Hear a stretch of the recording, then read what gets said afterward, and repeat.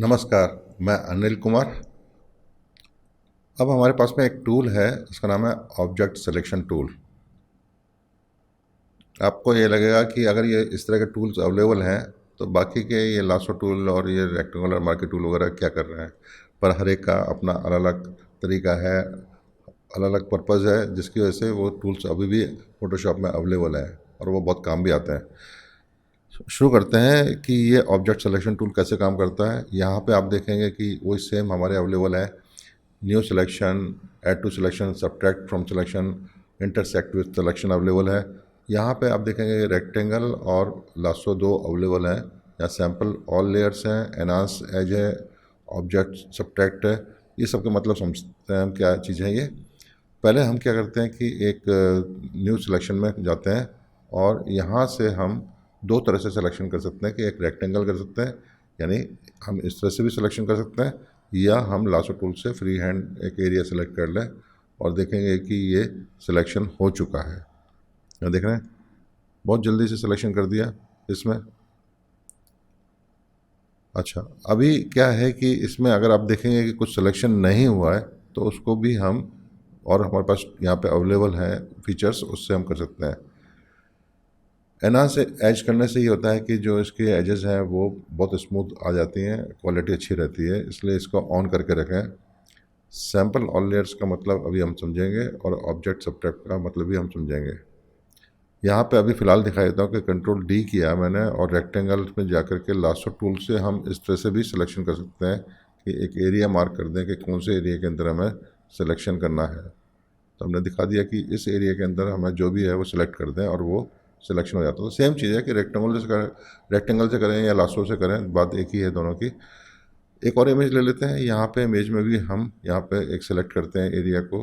हमने इसमें जब लासो सेलेक्ट किया तो हमें लासो के हिसाब से यहाँ पे एक एरिया मार्क करना पड़ेगा और देखेंगे कि क्या होता है कि ये सेलेक्ट हो चुका है। यहाँ पे देखेंगे कुछ नहीं सिलेक्ट हुआ है, वो ये है। अगर हम ऑब्जेक्ट सब्ट्रैक्ट नहीं करते हैं तो क्या होता है कि अगर हम यहाँ पे ला करके इसमें एरिया में हम इसको ऐड करने की कोशिश करते हैं तो क्या होता है कि ये बाकी का चला गया है। कंट्रोल डी करते हैं, ऐड टू सिलेक्शन करते हैं और फिर करते हैं तो क्या होता है, नहीं हो रहा। कंट्रोल जेड करते हैं, सब्ट्रैक्ट फ्रॉम सिलेक्शन करते हैं तो क्या होता है कि ये अंदर चला गया सिलेक्शन, हमारा काम नहीं हो रहा। अगर हम बिल्कुल एकदम एग्जैक्टली वैसे करें तो होगा, तो पर्पस ख़त्म हो जाता है कि जो अपने आप ये जो सिलेक्शन कर रहा है वो तो नहीं हो रहा है। तो हमें क्या करना पड़ेगा, अब हमें ऑब्जेक्ट सब्ट्रैक्ट करेंगे और फिर हम यहाँ से एक एरिया को मार्क करेंगे तो देखेंगे क्या होता है कि अब हमारा सिलेक्शन हो गया है। तो आपको क्या करना पड़ेगा कि यहाँ से सब्ट्रैक्ट करने के लिए एक एरिया को मार्क कर दीजिए और देखेंगे कि सिलेक्शन अब यहाँ से हट गया है। तो ये ऑब्जेक्ट सब्ट्रैक्ट करने के बाद ही होगा।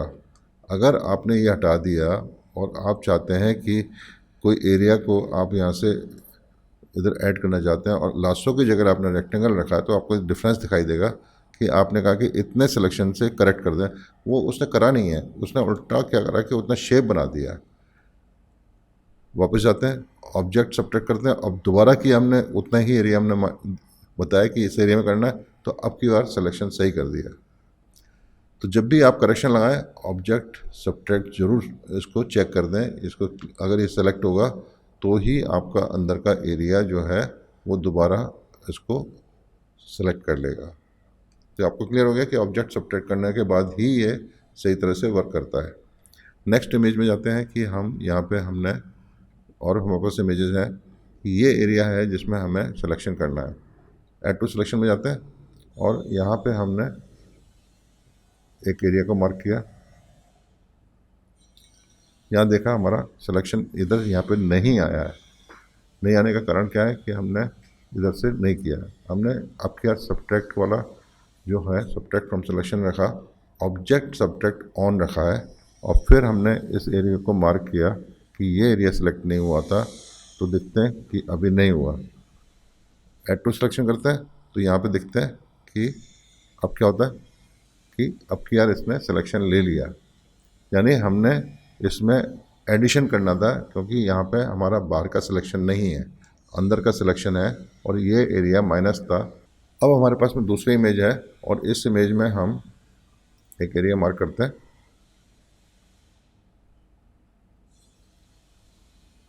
यहाँ देखते हैं कि ये एक इसका लेग जो है स्टैंड का नहीं है, तो उसको हमें क्या करना पड़ेगा, ऐड करना पड़ेगा सिलेक्शन में, कि वो नहीं आ रहा है। तो दोबारा हमने उतना सेलेक्ट किया और अब सिलेक्शन में ले लिया।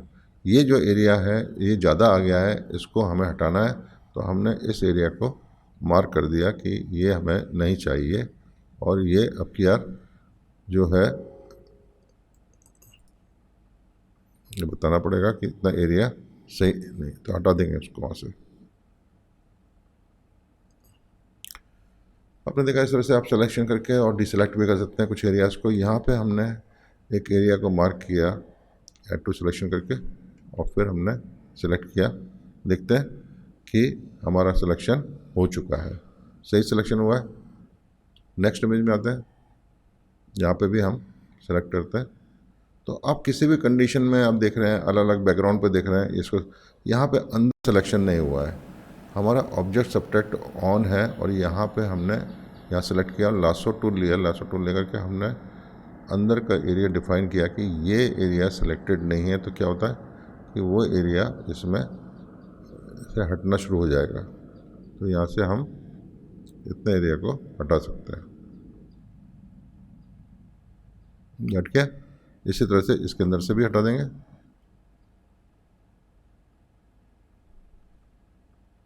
तो धीरे धीरे करके आप इसको ठीक कर सकते हैं, रिफाइन कर सकते हैं सिलेक्शन को।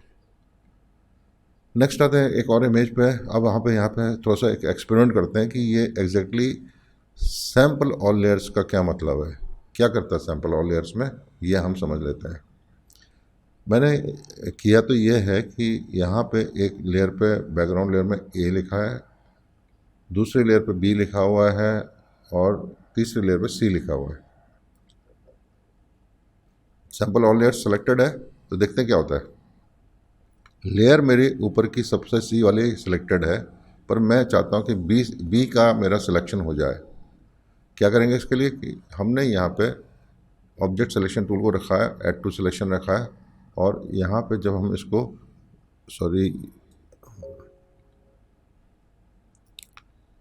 और हमने यहाँ पे रेक्टेंगल को सेलेक्ट किया है।